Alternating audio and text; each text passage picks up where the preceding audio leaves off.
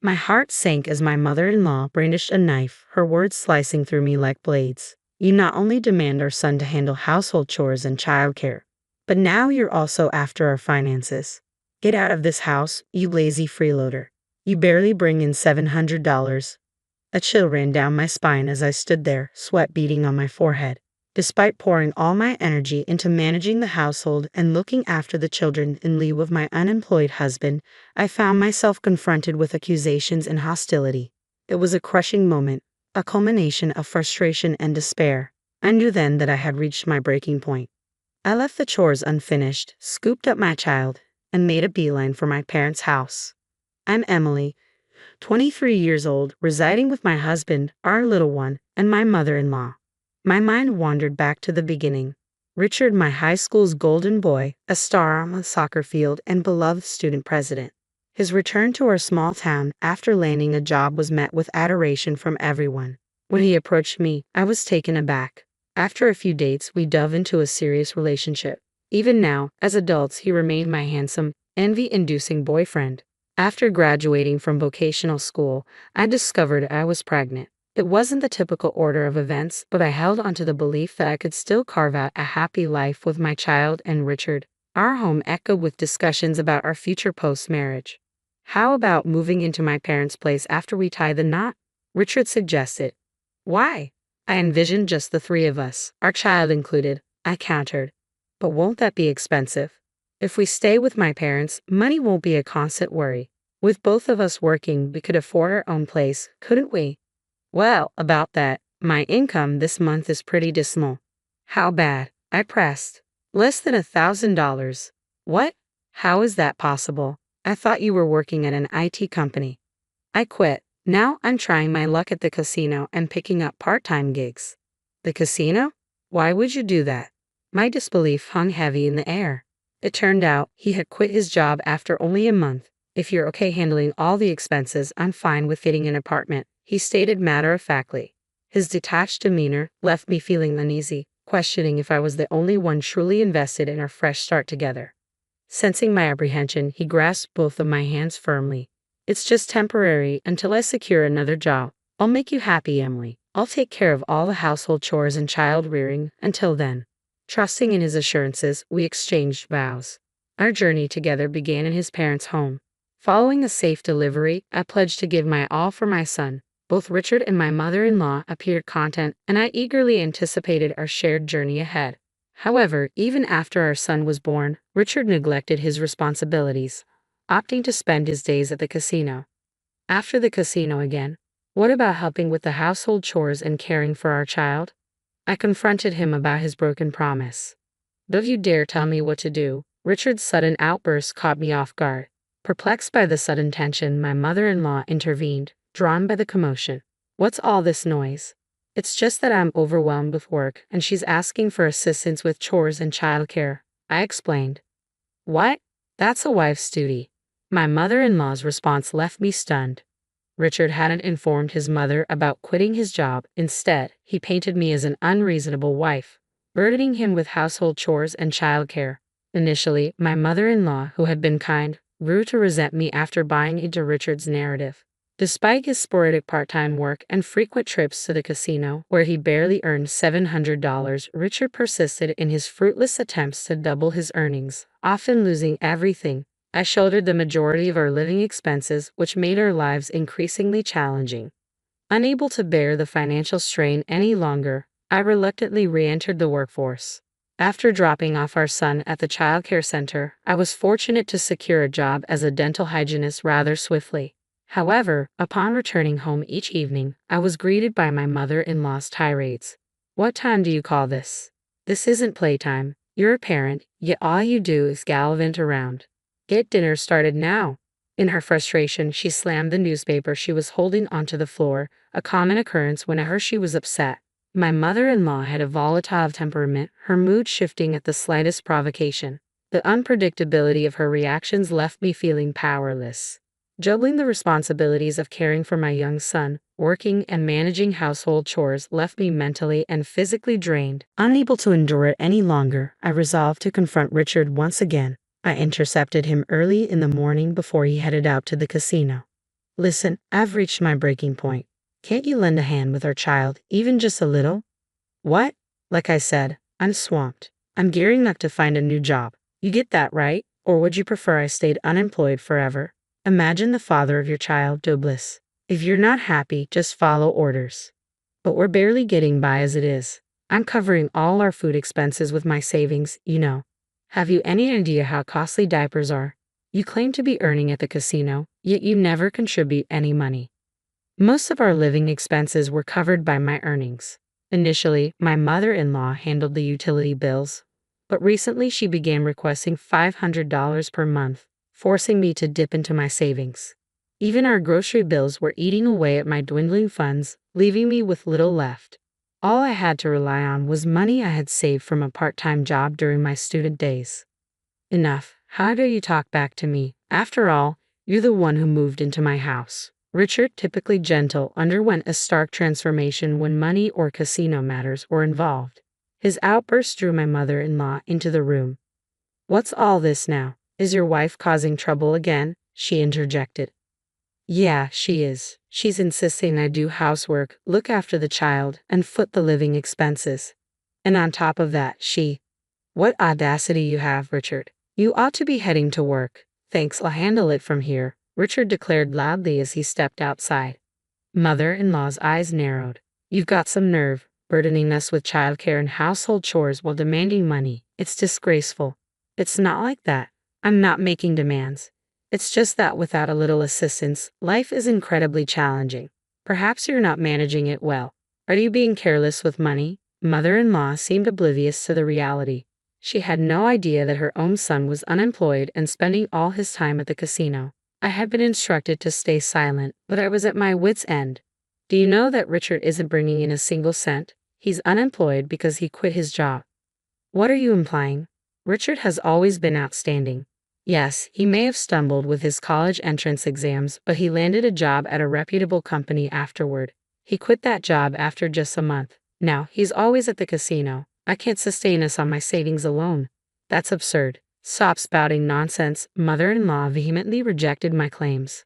Her son, who had always been a star in sports and academics, was her pride and joy. The idea that he was now unemployed and squandering his time at the casino was too much for her to accept. Her face flushed with anger, mother-in-law stormed out of the room. When she returned with deliberate steps, I was taken aback to find her wielding a knife. What are you intending to do? Please put it down, I pleaded, edging away while cradling my son. Mother-in-law closed in slowly, the blade held menacingly aloft. With a chilling precision, she brought the tip of the knife to my throat. Enough of your insults toward my son. Having a wife like you is dragging Richard down. You're a lazy leech, surviving on a measly 70,000. Leave this house. Her harsh words sent shivers down my spine. Any sudden move could endanger my son. Seeing my silence and the fear etched on my face, mother-in-law seemed satisfied and lowered the knife. But you understand, there's no place for parasites like you. Just keep quiet and tend to your chores, she spat before retreating to her room. Relieved of the immediate threat, I crumpled to the floor, my son's sobs echoing in the tense air. I comforted him with gentle strokes on his back, but inside, a resolve solidified.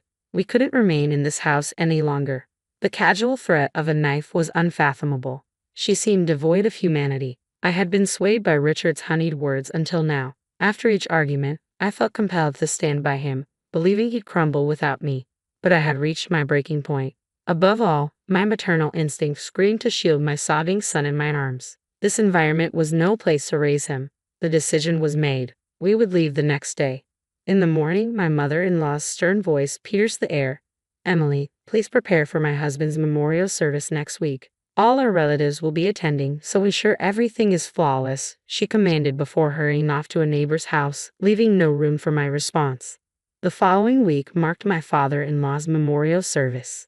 Richard and my mother-in-law were discussing arrangements for a lavish feast and reminiscing about him. I was tasked with all the preparations, but I found myself mentally checked out. As soon as Richard and my mother-in-law stepped out, I hastily gathered my belongings and fled from their house. I didn't have much, just my clothes, my son's toys, and diapers. When I arrived at my parents' house, they were taken aback. However, as I poured out my heart to them, my mother was moved to tears and enveloped me in a tight embrace. My typically composed father was visibly enraged and instructed me to rest. Later that evening, the phone rang. It was undoubtedly Richard, wondering why I hadn't returned to prepare dinner. I disregard the call and opt to block his number. The following day, mother-in-law and Richard arrived together at my parents' house, banging on the door in the early hours. Though my parents attempt to deter them, I insist they be allowed inside. As I swing the door open, they launch into a tirade immediately. How could you vanish without a word? What kind of wife does that? Isn't it odd to disappear without a trace? Could you please lower your voices? You're disturbing the neighbors. I respond calmly, fighting the impulse to retort, who's the actual issue here? Upon witnessing my firm stance, they attempt to seize me, but my father intervenes. If you resort to violence, we'll call the authorities. Let's discuss this calmly inside first.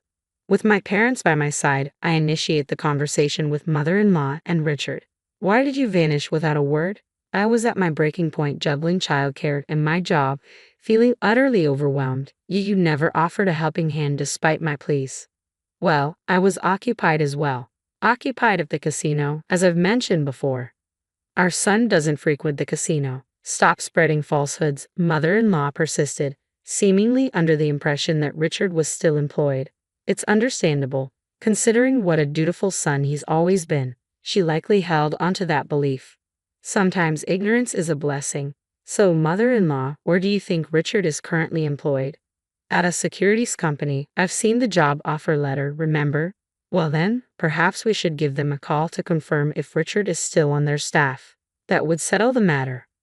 Hold on a moment, Richard interjected, clearly flustered. What's the issue if I'm still employed there? It shouldn't be a problem.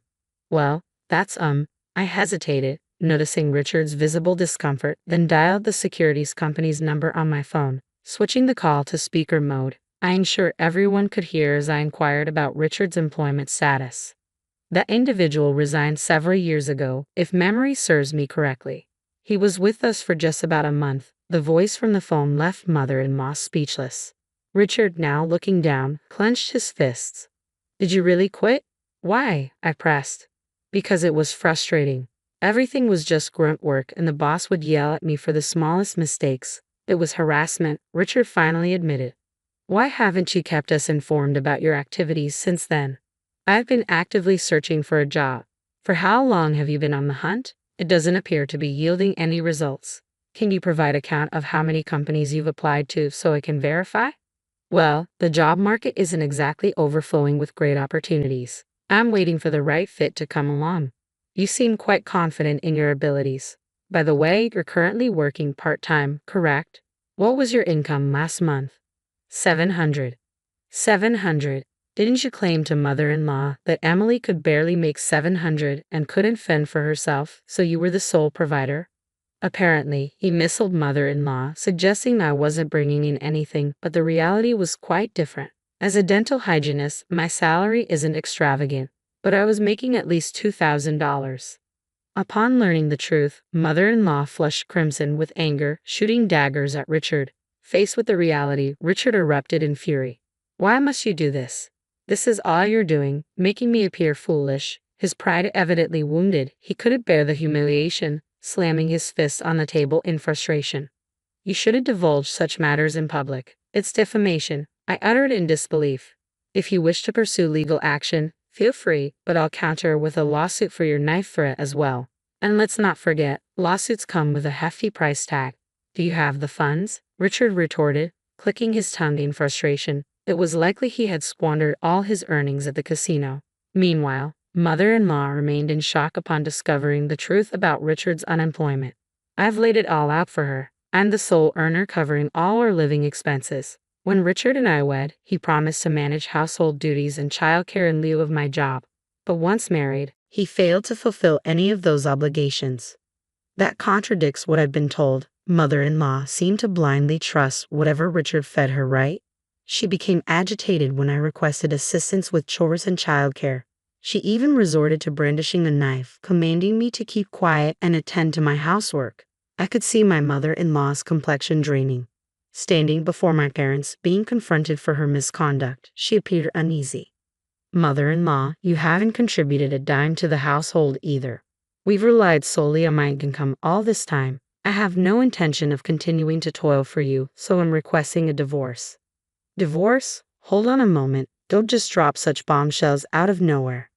Yes, indeed. I'll pitch in as well, so please reconsider and return, they implored. No, thank you, I firmly reiterated, their surprise evident in widened eyes. It was likely a shock for them, accustomed to my usual compliance even amidst shouting or persistent pleas, to hear my unequivocal refusal this time. I refuse to live with someone who resorts to wielding a knife to assert dominance. I'm exhausted from sharing a roof with Richard, who spends his days gambling at the casino. I intend to seek compensation for all the labor I've contributed thus far, as well as child support. That's going to be quite a challenge. I simply can't afford such payments, mother-in-law protested. Well then, cease gambling immediately and start making payments, I countered. But I can't possibly do that. I'm unemployed. Richard's admission left me flabbergasted by his sheer lack of foresight. You're unemployed because you're too selective about the jobs you're willing to take. Do you have any idea what it means to be willing to do whatever it takes? There aren't many companies out there willing to hire someone with no significant qualifications or work experience. Don't take society for granted. Many people are out there working tirelessly in challenging conditions to make ends meet. Yet individuals who quit their jobs on a whim because they're upset or don't enjoy their work, nobody's going to be eager to hire them, he lectures, expressing doubt about Richard's ability to find employment given his current approach. I'll have my lawyer handle the divorce proceedings. Please refrain from contacting me in any way from now on. What about us? How can you be so selfish? What will become of us? Mother-in-law's anger flared at my statement. I'm not sure. Perhaps you should find a way to support yourself, I retorted, deliberately adopting a puzzled expression in response to her heated words. Heartless. I won't tolerate being called that by you. Remember when you referred to me, your daughter-in-law, as a leech surviving on a meager $700 a month? It was you who held a knife to my throat and demanded my silence. And by the way, the lazy individual earning $700 a month is sitting right beside you. Aren't you going to ask him to leave? As I spoke, mother-in-law trembled with rage. Perhaps I had pushed too far. Suddenly, she lunged forward, grabbing my collar. Stop it. I warned you, I'll call the police if you lay a hand on her. My father intervened forcefully, trying to pull her away, but she was too agitated to be restrained. So, not content with threats of a knife, now resorting to physical violence. Barbaric, wouldn't you agree it's best not to compound your offenses? I challenged mother-in-law, met with a resentful glare. Disregarding her, I turned my attention to Richard. I held on to hope that you would change, but I'm relinquishing that now. My priority is to protect our son. I won't burden you any longer. I'll handle the finances, the household chores, and childcare. Please come back. You'll handle the money? Really? Even with careful budgeting, it exceeds $1,000 a month. Can you manage that? Richard's complexion paled at my words. He had never earned more than $1,000 since quitting his job. But I have mom's pension. So you're admitting you're relying on my pension now? Even my usually composed mother-in-law couldn't contain her frustration at Richard's absurd declaration. I don't have any other options. I'm unemployed. I've been doing some part-time work now, Richard replied defensively. Can't we attempt to resolve things? Mother-in-law interjected, hoping for reconciliation. Finally breaking his silence, my father addressed Richard sternly. Richard, you and your mother have taken undue advantage of our daughter. Had I known your true character, I would have vehemently opposed this marriage. I refuse to allow her back into your home. I'm cutting all ties with you. But I can't imagine life without Emily. Please grant me another chance, Richard pleaded desperately. Don't be ridiculous. Life without our daughter? Yet you're already relying on her. A man unwilling to strive for his own livelihood and to ensure his wife's well-being doesn't deserve our daughter. Leave at once. My father's voice carried an unusual edge, sending shivers down my spine. Richard knelt, head bowed, a pitiful sight devoid of the charm I once saw in him during our college days. Please reconsider, Emily. I'm begging you, Richard implored, his voice tinged with desperation. But my parents remained resolute. They had reached their limit. I refuse to be treated like a servant by the two of you any longer. Please refrain from involving me in anything moving forward, I asserted as we ushered them out of the house, swiftly locking the door behind them. For a while, they pounded on the door and shouted, but when a passing police officer intervened, they hastily fled. Afterward, I learned that Richard had been disowned by his mother and ejected from their home. He now resides in a dilapidated apartment, scraping by on welfare and sporadic part-time jobs. His volatile temper renders him unable to hold down any job for long, leading to a revolving door of positions at convenience stores, construction sites, and the like. Financial strain weighs heavily on him. In his efforts to meet his obligations for compensation and child support, Richard juggles multiple part-time jobs, leaving little room to pursue full-time employment. Rumors circulate that he still frequents the casino and may even be in debt. However, I pay little mind to such hearsay. News of Richard's downfall spreads rapidly among our former high school peers, prompting numerous sightings and updates. Reports of his eviction by his mother and their frequent altercations become common knowledge. His unemployment and abandonment by his wife become public gossip. Undoubtedly, his mother feels a deep sense of embarrassment after years of boasting about her son's achievements. She seldom ventures outside now. With the unwavering support of my parents in managing household duties and caring for my son, I continue to work. I now enjoy more quality time with my son, no longer needing to rely on daycare services. My parents' assistance has provided me with newfound freedom and stability. Taking care of him has made everything so much better. I only wish I had initiated the divorce sooner. Moving forward, I'm determined to cherish every moment I spend with my son and witness his growth up close.